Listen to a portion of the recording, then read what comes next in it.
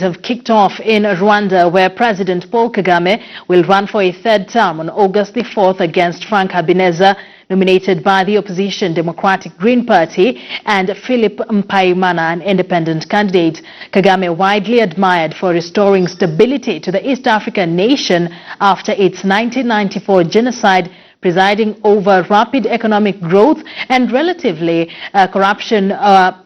corruption-free zone, has held power from the last 17 years, and these polls are seen more as a coronation of the incumbent than a contest.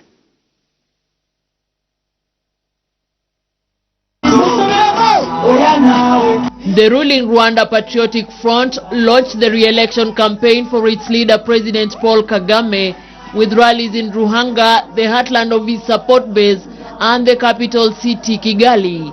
Kagame, who is running for a third term after Rwandans voted overwhelmingly to support changes to the constitution that would allow him to extend the term in office until 2034, has been president since 2000, but effectively in control since his rebel force marched into Kigali in 1994 to end the genocide.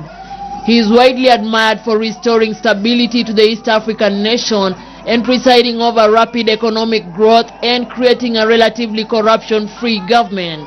We are moving forward, and we already put one pace ahead. But now it is up to you to put another step ahead. That is my dream. Kagame will run against the opposition Democratic Green Party's Frank Habineza, whose platform includes investing in agriculture, increasing salaries for the security forces, and ending political detentions. There is also an independent candidate, Philip Mpayimana. We've come from very far, but thanks to Kagame, we can progress and we are safe. Despite being poor in resources, Rwanda is a rising star in Africa for donors and investors, and Kagame has been feted as a visionary leader and an African icon. However, activists say development has come at the expense of civil liberties and media freedom. Kagame is also accused by critics of being authoritarian and trampling on political freedoms. Some of his political opponents have been killed after they fled abroad in cases that remain unsolved. When you call someone a dictator, it's a very subjective thing. How do you define a dictator? Is there citizen participation in decision making in Rwanda? Yes, there is. Is there a community assessment of leaders? Yes, there is. Do you have independent judiciary? Do you have a parliament? Do you have institutions that work? Yes, there is.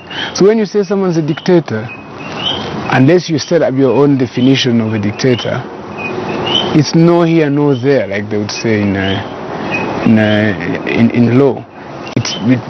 People usually do that for disparaging purposes. It makes no sense. Rights groups say the government and the ruling RPF have become increasingly intolerant of dissent and criticism. The Democratic Green Party is the only registered opposition party in the country. Janet Chapia, KTN News.